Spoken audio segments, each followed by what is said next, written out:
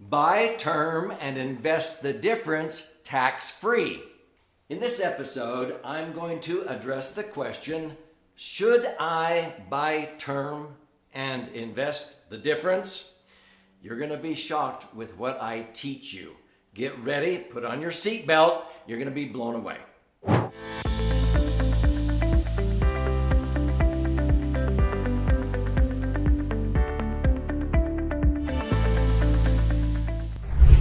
My name's Doug Andrew, and I'm an old geezer. I've been around the block for a long time. I'm going to turn 69 here shortly. My wife and I have 6 children and 20 grandchildren. But I've been helping people for more than 4.5 decades optimize their financial assets, minimize taxes, and empower their authentic wealth. I began back in 1974. I originally had an insurance license and a Series 1 securities license. That allowed me to sell any stock, bond, mutual fund, or anything. And I used to be a big proponent of buy term insurance and invest the difference. I still am, but I do it now tax-free. But I've been around the block, and from 1974 to 1980, I actually became responsible for over 3,000 clients in 13 Western states. And we were helping them buy term insurance and investing the difference, but it was couched so that their money would get invested. Because a lot of times people, when they're told to buy term and invest the difference, they don't invest the difference. So what good did it do you?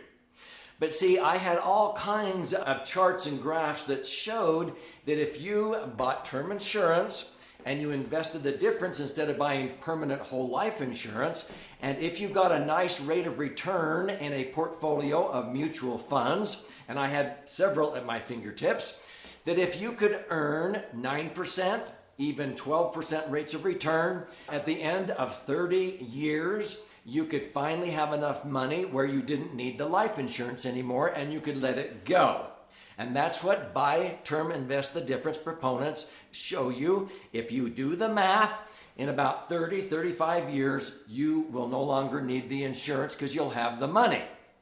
Well, why do so many 60 and 70-year-old people in America buy more life insurance at that age than ever? Have you ever thought about that? Now, back in 1980, E.F. Hutton. Now, you may not know who that is, but when E.F. Hutton talks, people listen, okay? Now, they were a brokerage firm. They weren't an insurance company.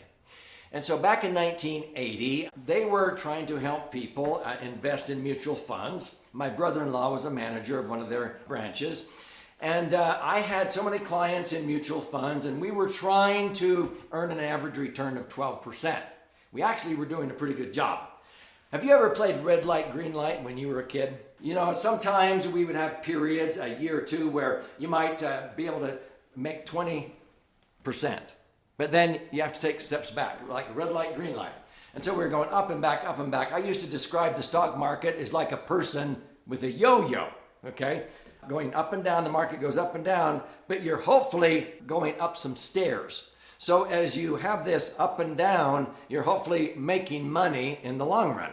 Okay? Because of that volatility, a lot of times people get frustrated because when you lose money, if you take 20 steps forward and 10 steps back, you oftentimes have to make up for that lost time period. Like in 2001 to 2003, most Americans lost 40% in their money that was in the market in IRAs and 401ks. It took 4 years to make back what they lost. And so it was like 7 years they had to put off retirement. And then many Americans lost 40% again in 2008. And it took 4 years to make back what they lost. So I said, enough already with that. And E.F. Hutton said, what are we doing? Because if you could earn 12%, let's just say that you finally accumulated $1 million and you're earning 12%. Now, in actuality, most Americans are not averaging 12%. There's some years they make that. But do you know that Dalbar, who studies investor behavior, says the average American who has money in the market is only really earning 3.49% on the average. 3.5%. This is why the financial services industry came out with the 4% rule. What's the 4% rule? Before I explain the 4% rule, if this is intriguing you, share this video. Click like, subscribe to this channel. Stay with me to the end, and I am going to gift you a copy of my most recent 300-page best-selling book called The Laser Fund. Now, the 4% rule is what the financial services industry came out with because in reality, most Americans, especially retirees, they're only averaging 3.5%. So they only want you to pull out 4% a year out of your nest egg if your money's in the market. So that means if you had $1 million, they only want to give you $40,000 a year because they don't want you to outlive your money. If you're earning 3.5 and you're taking out 4, you're slowly going to deplete your nest egg, but not before your LE. What's LE? Life expectancy. But see, they don't want to be sued for you outliving your money. If you take out more than 4%, you have to sign a waiver that you will not sue them for outliving your money. That's called the 4% rule.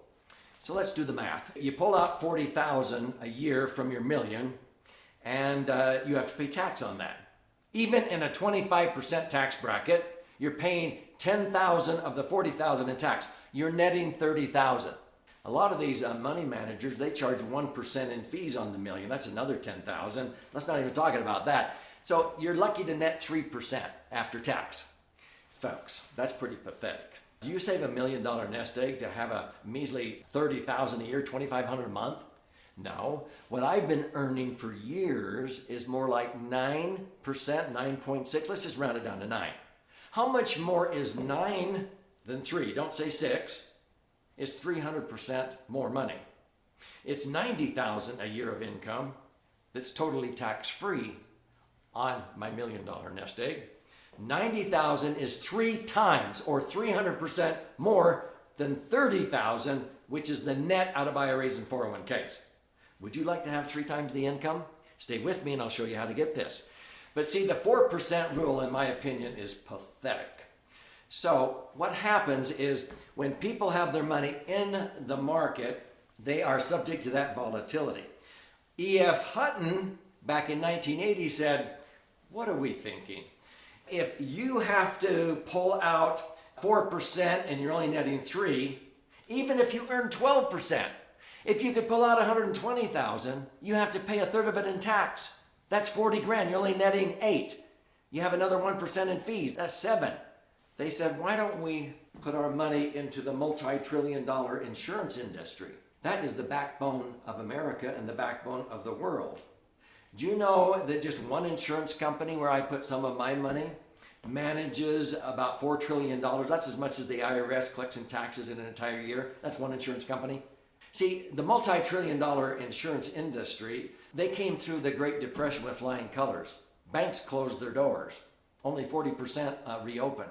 Real estate dropped 80%. Guess how many legal reserve insurance companies went under in the Great Depression? 0. Many of them came through with flying colors, paying 2.5%, 3.5%. What about the last big crisis? We came so close in 2008 to a total financial collapse in America. We had 400 banks go under in 2008. 900 more were on the brink of going under, on the watch list. Guess how many legal reserve insurance companies went under in 2008? 0. In fact, the federal government asked the 5 major banks in America to disclose where they had their Tier 1 assets. This is money they have to have on hand, liquid and safe, in case of a run on the bank, okay?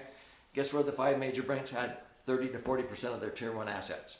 In legal reserve insurance companies, because it increases the safety, usually by about 6 notches. A lot of banks are rated BBB. Most insurance companies where I put my money are rated AAA. That's 6 notches higher in safety. So the bank is taking our money that we deposit in the bank, and they're paying us 1%. On every $1 million they borrow from us, they pay $10,000. And they put it in insurance companies and increase the safety by 6 notches higher, and they earn 5%. From 2000 to 2012, the average general account portfolio on the insurance companies were paying 5%. How much more is 5% than 1. Don't say 4. It's 500% more.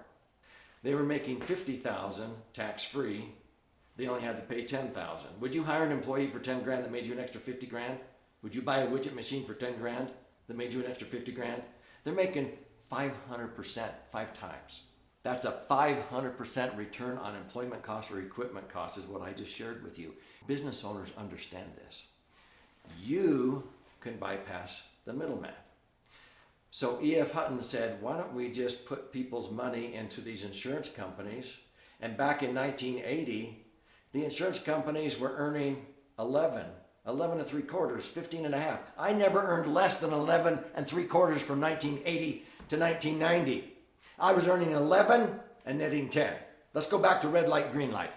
I was taking 11 steps forward and only 1 step back because it wasn't tax, it was tax-free.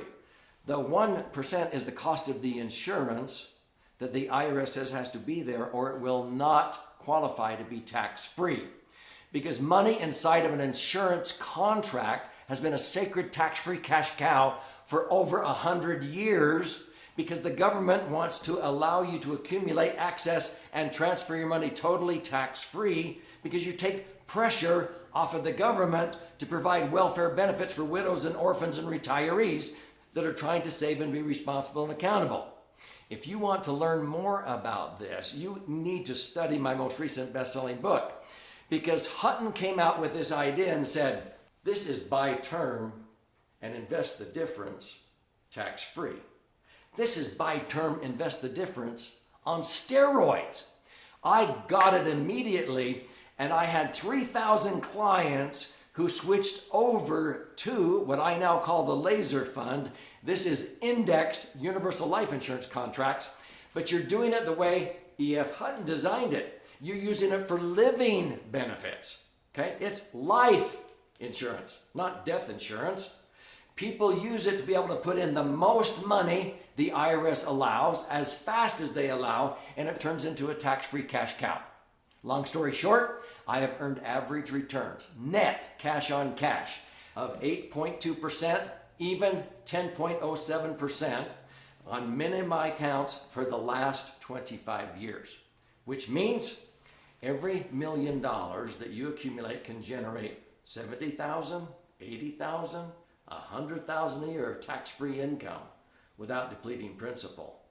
How much more is that than the 4% rule? This is why I believe in buying term and invest the difference couched under a tax-free umbrella. And that's what the laser fund can do for you. So if this is intriguing you, I wish I had more time, but here's the deal. I am passionate about educating people like you. And I've written 11 books. My 12th one's coming out shortly, but this one has been flying off of our warehouse shelves every single day. I will pay for the book. You contribute a nominal amount towards the shipping and handling by going to laserfund, L-A-S-E-R, fund.com. Just click below here, and I'll fire out a free copy for you. There's also other options in there if you like to listen and learn, watch and learn. This is a 300-page book. It's actually 2 books in one. This one is all the charts and graphs and explanations, about 200 pages, or you can flip it over and read this one, which is 100 pages, 12 chapters with 62 actual client stories. But this will empower you on how you can diversify and create the foundation for a tax-free retirement. And you'll learn why I love the Laser Fund for my serious cash as the dream solution for many financial goals, not just retirement, college funding, it knocks the socks off 529 plan, business working capital, emergency funds, because you can have the greatest liquidity, safety, and predictable rates of return. That's the acronym LASER. L is liquidity, okay?